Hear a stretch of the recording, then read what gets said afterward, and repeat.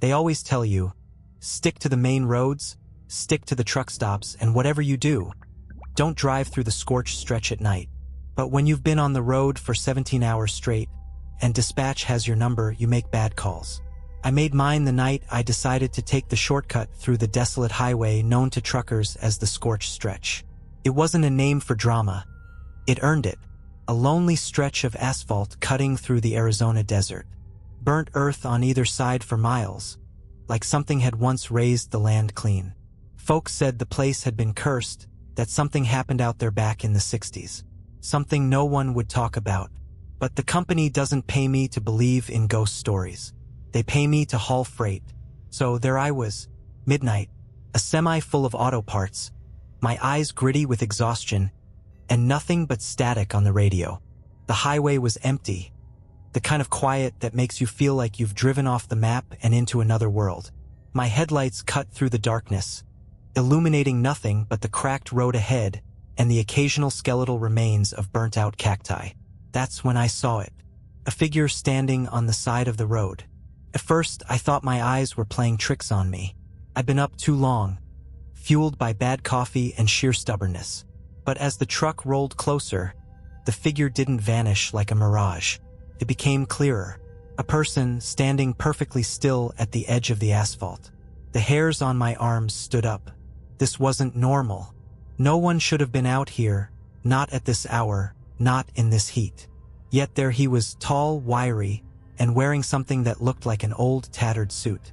His face was pale, unnaturally so, even in the wash of my headlights. His eyes caught the light, and for a split second, they seemed to glow like a cat's. I tightened my grip on the wheel. Trucking rule number 1, don't pick up hitchhikers. Too many horror stories start with, I felt bad for some guy on the side of the road, but something about him was magnetic, like I couldn't look away. He didn't move, didn't stick out a thumb, didn't wave, just stared straight at me. I should have driven past him. Hell, I tried to. But as I approached, the engine sputtered. Come on, don't do this, I muttered, slapping the dashboard. My old Freightliner was tough as nails, but right then, it sounded like it was choking. The headlights flickered, the gauges danced, and before I knew it, I was coasting to a dead stop, right next to him. The silence that followed was suffocating. The rumble of the engine was gone, replaced by the eerie stillness of the desert. All I could hear was my own breathing and the faint whisper of wind. And then the knock. 3 sharp raps on the passenger side door. I nearly jumped out of my seat. My heart was pounding so hard, it felt like it might burst out of my chest.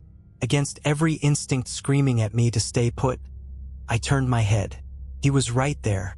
The hitchhiker's face was too close to the window, his expression blank, like he wasn't asking for a ride, but waiting for me to acknowledge him. His eyes, dear God, those eyes weren't human. They were too bright, like twin pinpricks of white fire burning holes straight through me. Need a lift? His voice was muffled through the glass, calm and steady, but it carried an edge that made my stomach churn. I shook my head, trying to keep my voice steady. Sorry, buddy, company policy. No passengers. The corners of his mouth twitched, curling into a faint smile. Not friendly, something worse, something predatory. He tapped the glass with one long, bony finger. That's all right. I'll walk. He stepped back, slowly, never breaking eye contact, and then turned toward the desert. That should have been it. Just some weird guy, right? But as he walked away, I noticed something that didn't make sense. His shadow wasn't facing the right direction. My headlights were behind him, yet his shadow stretched forward, long and spindly, like it was being dragged away by something unseen. And then I realized there were more shadows than just his. I froze, my breath catching in my throat. The shadows didn't make sense. There were 3 of them, all stretching out in different directions across the scorched earth. One belonged to the hitchhiker. The other 2, they moved like they had minds of their own, slithering and writhing unnaturally, as if alive. I told myself to look away, to fire up the truck and get the hell out of there. But my body wasn't listening. My hands gripped the steering wheel so tight my knuckles turned white, and my eyes stayed glued to the figure disappearing into the desert. His shadows followed him, flowing along the ground like black ink spilled across the dirt. Then one of them stopped. It jerked, hesitated, and shifted back toward the truck. My truck. I blinked and it was closer. Blinking again felt like a mistake, because every time my eyes reopened, the thing was closer still. It wasn't moving in the normal sense, it wasn't crawling or sliding, but each blink brought it nearer, like some cursed optical illusion. The air inside the cab turned cold, ice cold, like the heat of the desert night had been sucked away. My breath fogged the windshield, and a sharp, metallic taste hit the back of my throat. The shadow stretched, thin and angular, until it was pressed against the passenger side door. And then it rose. The darkness peeled itself off the ground, morphing into a tall, vaguely human shape. No features, no face, just a pitch-black silhouette that stood impossibly still. I couldn't see eyes, but I felt them boring into me. My heart was hammering now, every instinct screaming at me to run, to move, to do something. But I was paralyzed, pinned to my seat by some unseen force. The shadow reached out, one elongated arm pressing against the window. Its hand, if you could call it that, spread out, fingers thinning unnaturally until they were spider-like strands. And then it tapped. 3 soft, deliberate taps on the glass, echoing exactly where the hitchhiker had knocked just moments before. My mouth went dry. I'd never been religious, but right then I prayed to anyone who'd listen. "Leave me alone," I croaked, my voice barely audible. The shadow didn't move, didn't react. It just stared. Or at least I think it did. And then, without warning, it began to melt, sliding back down the window like oil, pooling onto the ground and disappearing into the cracks of the road. The silence returned, thicker than ever. I thought it was over. I wanted it to be over. My trembling hand reached for the ignition, desperate to start the truck and put this nightmare behind me. But as soon as I turned the key, the radio came to life, blasting static so loud it made me jump. I fumbled to turn it off, but the static shifted, warped, forming words. "Don't look back." My blood ran cold. The voice on the radio wasn't mine. It wasn't even human. It was deep, guttural, and vibrating with something I couldn't name. I was too scared to move, too scared to breathe. But then I heard it. The crunch of footsteps on gravel. Slow, deliberate, coming from behind the truck. My mirrors were angled perfectly. I didn't have to turn around to see what was there. But I couldn't stop myself. Against every ounce of common sense, I glanced at the side mirror. What I saw made my stomach lurch. The hitchhiker was back, standing in the middle of the road behind the truck. But he wasn't alone. Surrounding him were more shadows, 6, maybe 7, all twitching and shifting unnaturally. Their shapes were distorted, jagged, like broken marionettes struggling to stand. And they were all facing me. My throat tightened, and every part of me screamed to move, but fear had my muscles locked up tighter than steel. The hitchhiker stood motionless, his pale face turned upward toward my cab, like he could see right through the steel and glass into my soul. The shadows around him moved independently, twisting and unfurling like black smoke trapped in invisible jars. Then one of them started to crawl. It stretched unnaturally, dragging itself toward the truck on its spindly limbs. Its movements were all wrong, jerky and chaotic, like a spider with broken legs. I reached for the ignition again, my fingers trembling so badly I nearly dropped the key. My truck was old, but I'd never heard it sound as reluctant as it did in that moment. The engine coughed, wheezed, and died again. "Come on," I hissed, slamming the dashboard with my fist. My breath fogged up the windshield as panic set in. In the side mirror, the crawling shadow reached the truck's rear tires. It spread itself flat against the asphalt before slithering upward, sticking to the metal like tar. I felt the cab shudder as it climbed, its weightless presence somehow pressing down on the vehicle. The static on the radio crackled back to life, and that deep, guttural voice returned. "You shouldn't have stopped." I didn't want to believe what I was seeing. Maybe I'd fallen asleep at the wheel. Maybe I was in some fever dream, a nightmare I'd wake up from, sweating and cursing.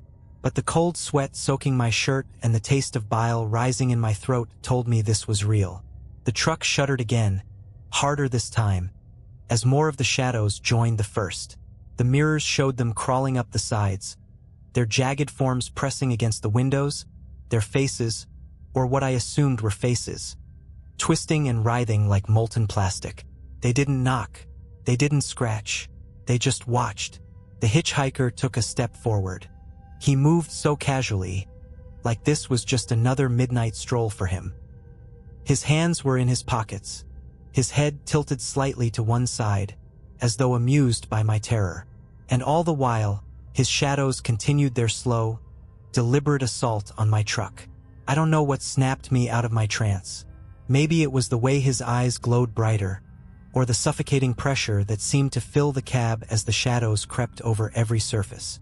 But I slammed my foot on the clutch, yanked the gear shift into neutral, and tried the ignition again. The truck roared to life. Relief flooded through me, but it was short-lived. The shadows didn't retreat. If anything, they moved faster now, their twisted forms sliding over the windshield, blotting out the desert night. The hitchhiker stopped in his tracks, his eerie smile widening into something grotesque, inhuman. He raised one hand and pointed at me, a silent command that chilled me to the core. Drive! It wasn't the radio this time. It was him. His voice echoed inside my head, louder than my own thoughts. I didn't hesitate. Slamming the truck into first gear, I floored it. The rig lurched forward, tires screeching as it fought against the weight of the shadows clinging to it. The headlights cut through the darkness, but even as I accelerated, I could see them, dozens of shadows spilling out from the hitchhiker's feet, chasing after me like a pack of wolves. The hitchhiker didn't run. He just stood there watching, his glowing eyes shrinking in the distance. But the shadows, they were relentless. They flowed across the road, faster than any human could run, and I could feel their weight pressing down on the trailer, dragging me back. I gritted my teeth and pushed the truck harder, the engine screaming in protest as the speedometer climbed. The road stretched endlessly ahead of me, and for a moment, I thought I might outrun them. But then the lights on the dashboard flickered. The engine sputtered, threatening to stall again. And through the rearview mirror, I saw something that made my blood turn to ice. The shadows weren't just chasing me anymore. They were climbing into the cab. I didn't think it could get worse, but when I glanced at the passenger seat, my gut dropped like a stone. One of the shadows had made it inside. It wasn't like before where it slithered and crawled. This one had form. It sat there, hunched and unnatural, its knees bent at odd angles, its arms too long for its body. The face was just a smooth void, but I could feel its focus on me, heavy and suffocating. It didn't move, didn't speak, just sat there, its head tilting slightly to the side as though studying me. "Get out!" I screamed, my voice cracking. My right hand shot out instinctively, but the second I reached toward it, the shadow lashed out. Its arms stretched impossibly long, its inky black fingers wrapping around my wrist like ice-coated barbed wire. I cried out in pain as a searing cold shot up my arm, and I yanked my hand back, almost losing control of the wheel in the process. The truck swerved, tires screeching against the asphalt as the massive rig nearly tipped over. Somehow I straightened it out, but the thing in the passenger seat never flinched. It stayed perfectly still, its featureless face locked on me. I couldn't focus. My heart was hammering so hard it drowned out the roar of the engine. Every instinct told me to pull over, to jump out and run. But where the hell would I go? The scorched stretch was nothing but empty desert for miles. And those shadows, they were still chasing me. I could see them in the side mirrors, spilling across the highway like liquid darkness, closing the distance faster than I thought possible. The one in the cab shifted. It didn't move much, just leaned forward slightly, its head tilting as though listening for something. And then, to my horror, it spoke. "Why did you stop?" The voice wasn't a sound. It was in my head, vibrating through my skull like a low hum. My chest tightened as I gripped the wheel harder, knuckles white and slick with sweat. I couldn't answer. I couldn't even breathe properly. It leaned closer. I could feel the cold radiating off it now, a suffocating, unnatural chill that seemed to drain the warmth from my body. "You shouldn't have stopped." "I didn't mean to," I choked out, my voice barely audible. I didn't know." It tilted its head the other way, almost like it was amused. "You saw him. You knew." My brain was a jumbled mess. Knew what? Who was he talking about? The hitchhiker? The shadows? None of this made sense, and every second I spent trying to figure it out felt like a countdown to something worse. "What do you want from me?" I finally shouted, my voice raw with desperation. It didn't answer right away. Instead, it reached out again, its elongated fingers hovering just inches from my arm. I flinched, expecting another icy grip, but it didn't touch me. Instead, it pointed at the road. My eyes snapped forward, and my stomach dropped. The highway wasn't empty anymore. Standing in the middle of the lane was the hitchhiker. The truck was barreling toward him at 70 miles an hour, and he didn't move. He just stood there, arms at his sides, his head cocked at that same unnatural angle. His glowing eyes locked on me through the windshield. "Move! Move!" I screamed, slamming on the horn, but he didn't even flinch. My foot hovered over the brake pedal, but something deep inside me screamed not to stop again. Couldn't stop. I wouldn't.